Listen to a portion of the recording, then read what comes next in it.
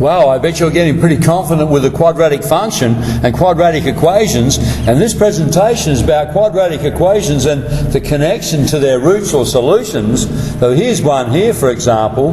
That's a quadratic equation, and here are the solutions or roots. Hey, which is the burning question here?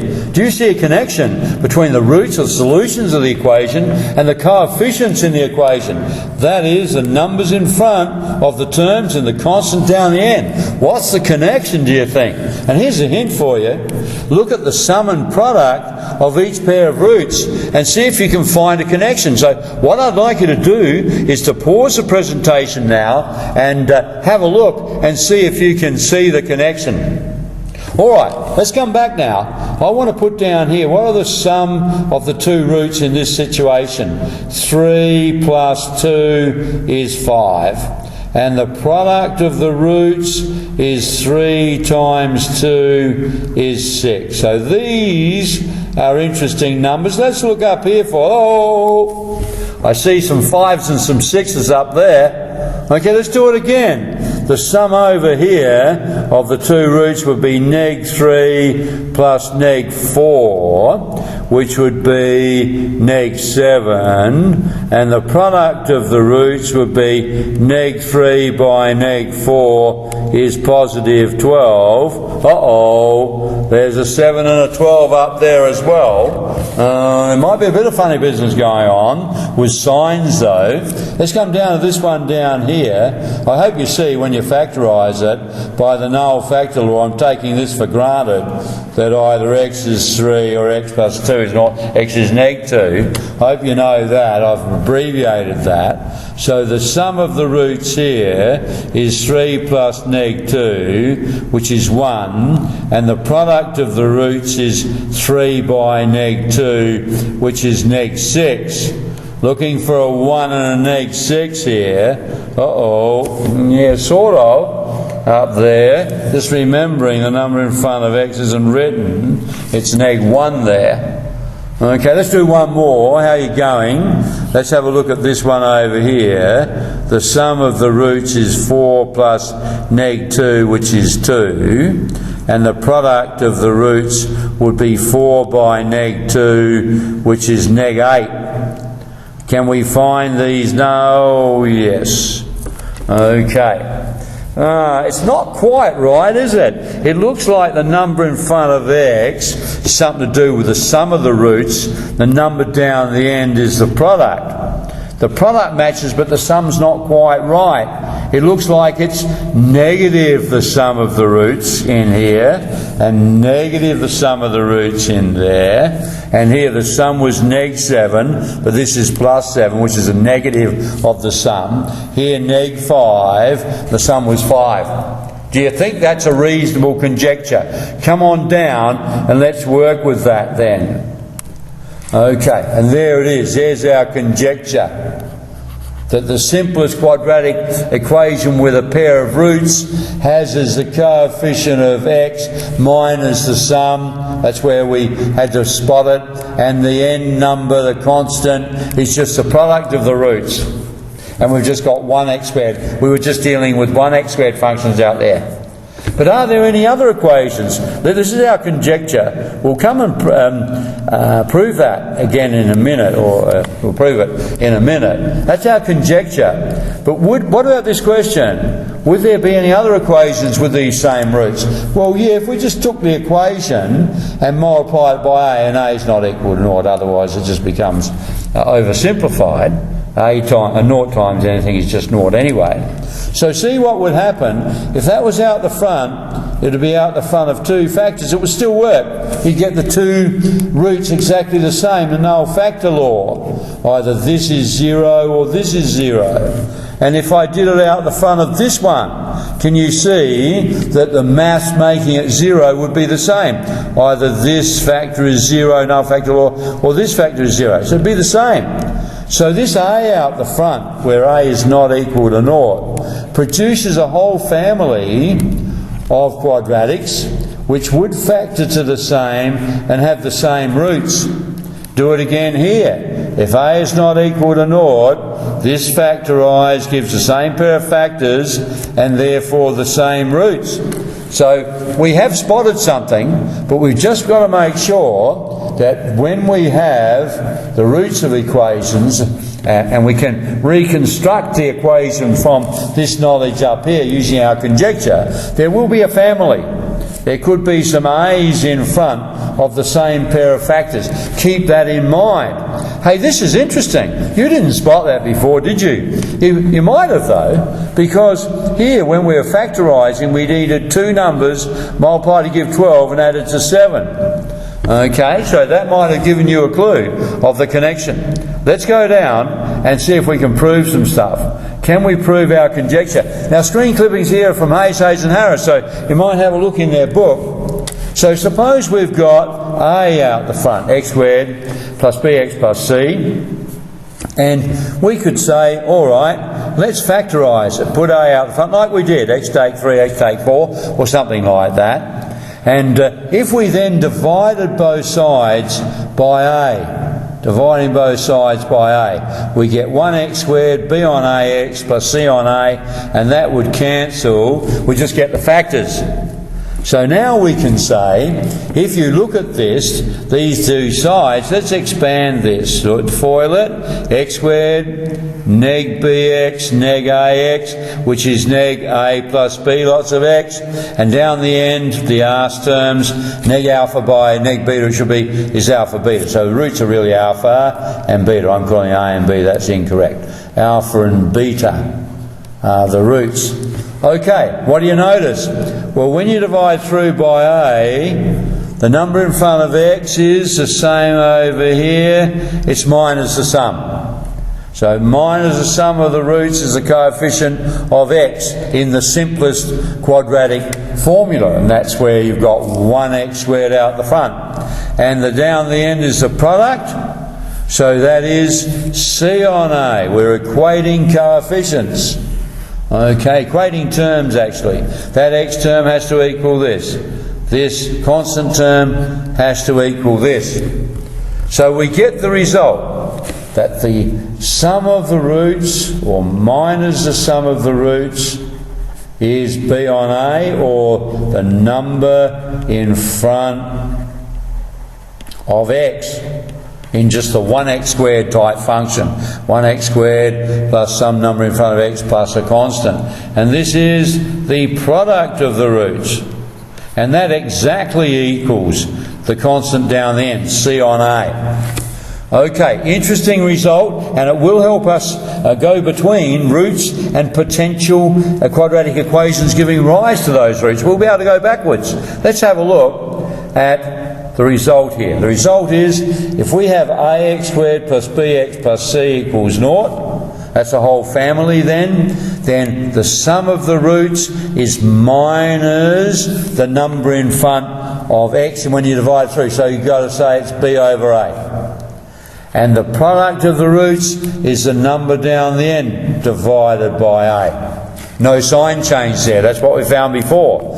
The product of the roots exactly equaled the constant. The sum of the roots was minus the number in front of x. Okay, let's practice with that in a minute. Let's have a look at another way of thinking about it though. If you use the quadratic formula, we know it's neg b plus the root of b squared take 4ac, and neg b take the root of b squared take 4 all over 2a. So if we go about adding up the roots, calling one alpha and one beta, what do we get? We got the two top lines added together. And adding neg b and that, oh, what do you notice? They go out. They cancel out. Positive root, take negative root, disappear. So this is neg b take b is neg 2b over 2a, which is neg b over a, as required. That's what we required to prove. This is just another way of looking at it.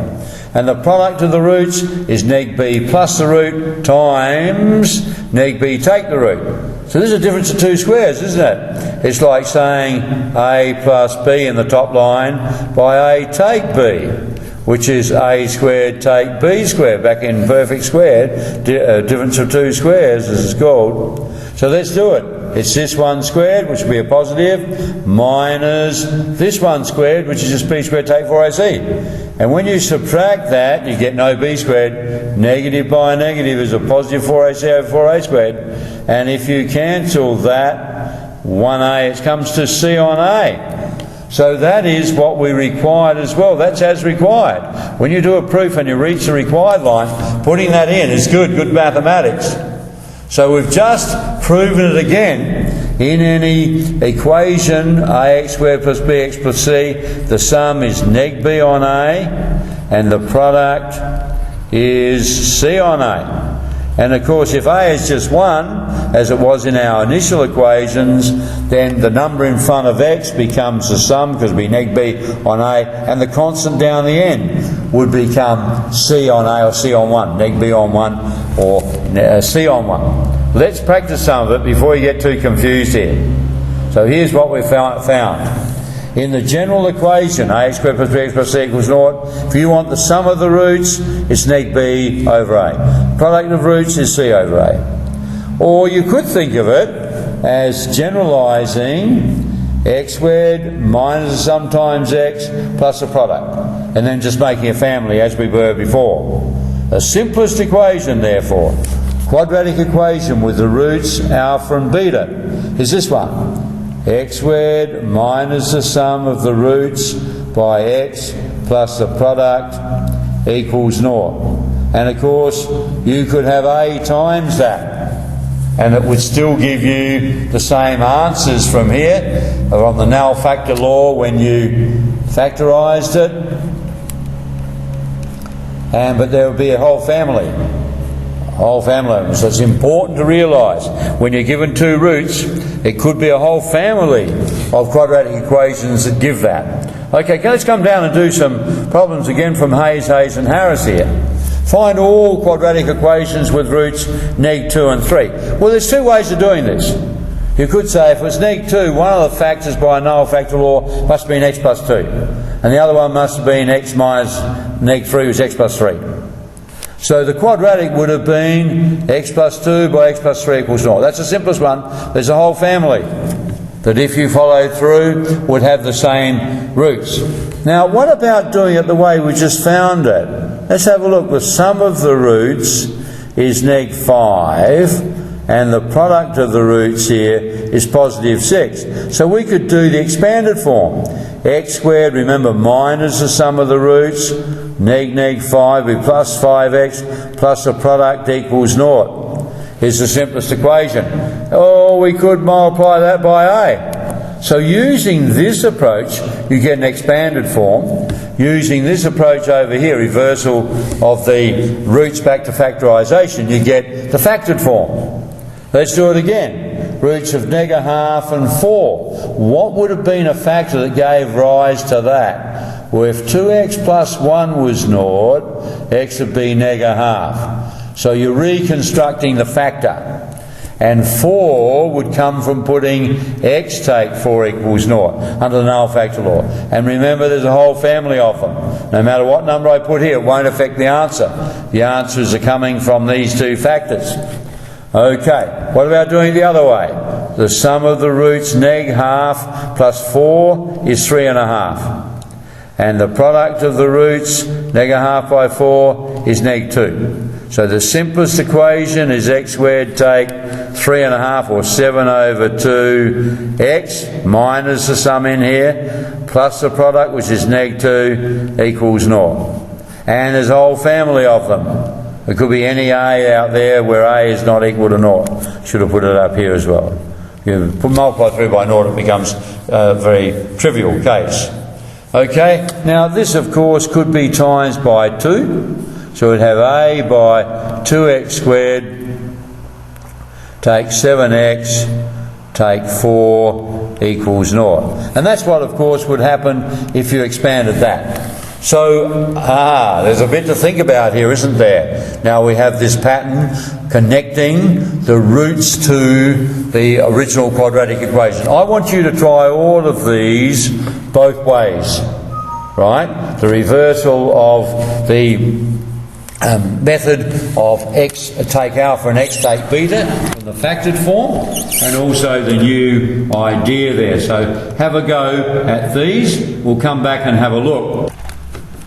Okay, let's have a look at the solutions now. Come down and have a look at the solutions down here, and here they are. Oops, let's just go back up. There are the solutions. Okay, just remembering the family. I must have an A there. There's a whole lot of different numbers you could have in front. Some have the same, and they'd have the same factors and therefore the same answers. Let's push on and play around with a few other puzzle type situations here. What about these? Find all quadratic equations with those roots. 1 plus root 3, that stands for, and 1 take root 3. Oh, this method's a bit ugly. X take the number as factors, because look at the numbers.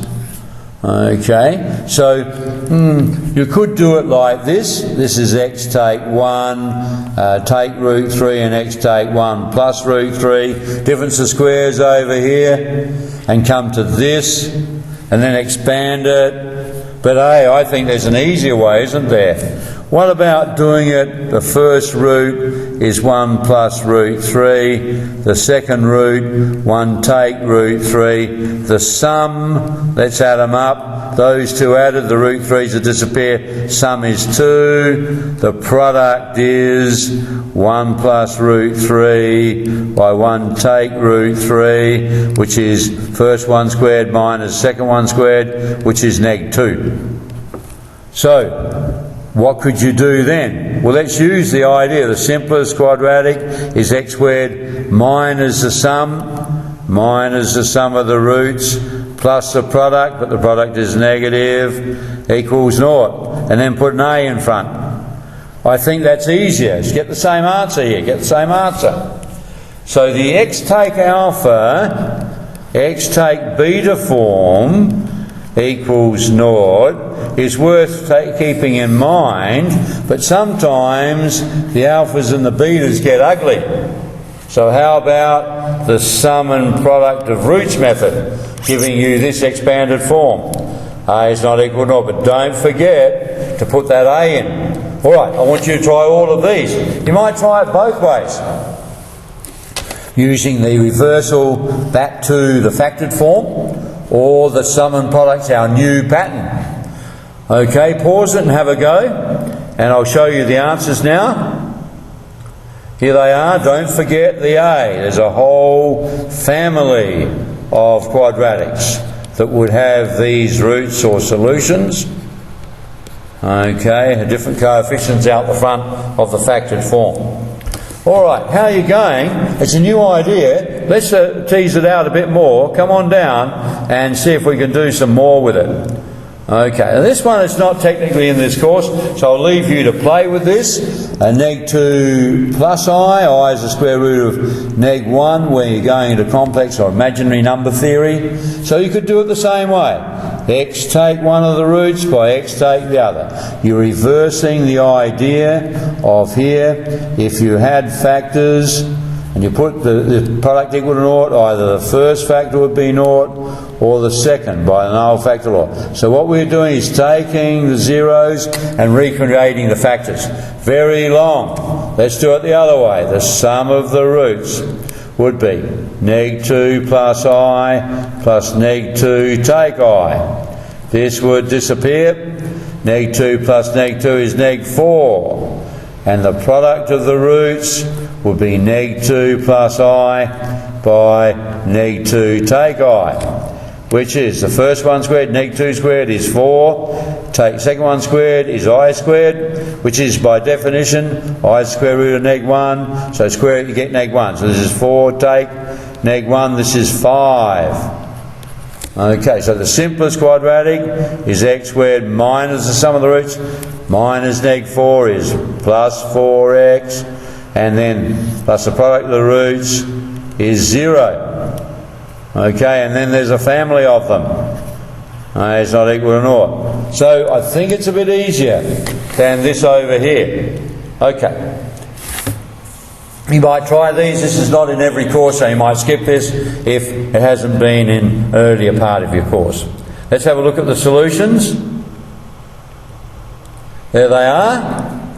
Okay, remember there's a family of functions, don't forget the A. Okay, let's do the last little exercise with this, trying to just limber you up with going backwards and forwards from the quadratic to the roots and backwards.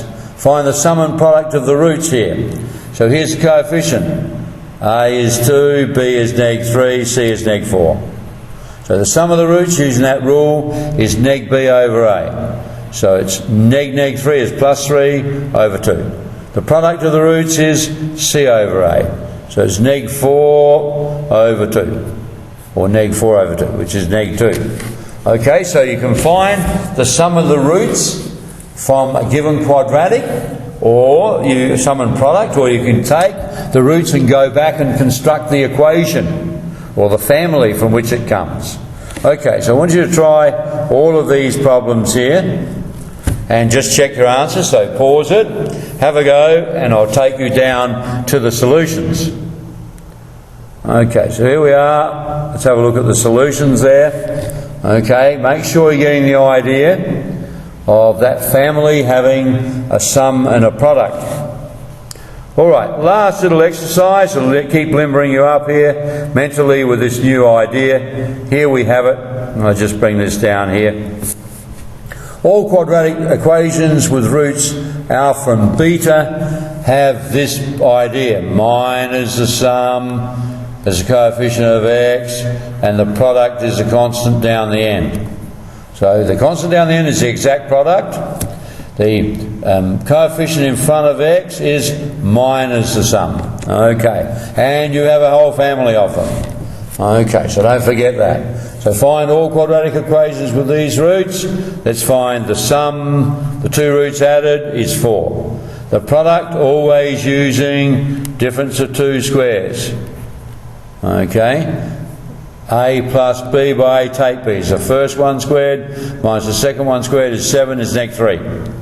So sum is minus the sum, goes in the front, the product unchanged goes down the end, and there's a whole family of them. What about this one? 3 plus or minus 2i, you might be doing this. 3 plus 2i plus 3 take 2i. The sum of the roots is 6. Product of the roots, 9 take 4i squared, I squared is neg1, that's 9 take neg1, 9 take 4 times neg1, 9 plus 4 is 13. So the sum is that, and minus the sum goes in front of the x, and the exact product goes down the end, and there's a family of them, don't forget that, equals 0. You should put that A is not equal to 0, because A is 0, got 0 times anything which is obviously 0, so it's not of much interest. Alright, have a go at these, leave out the ones with I in them if you haven't done that part. Okay, pause it, I'm going to show you the solutions now. Alright, so there's the final bit of this presentation where we've gone backwards and forwards between the coefficients or the numbers in front of the x and the constant down the end in a quadratic equation to the connection between that and the roots. And there's some powerful stuff there in both determining the sum and product of the roots and also going backwards to create the equation. One little thing now, just one thing left here before we finish up. Neg 5 is a root of this equation, find m. So, well, if it's a root, then you can sub it in place of m, there it is there, and solve it, so m is 10. Then you could reconstitute your equation, because you only had m missing, and go through and solve it. You know x take 5 is a root, so x plus 5 is a factor. Find the other factor, what do you multiply 5 by? To get neg 10, it's neg 2. So the other root is 2. Alright, so you could do it that way, but if you wanted to use our new idea, neg 5 is the root, and let beta be the missing root.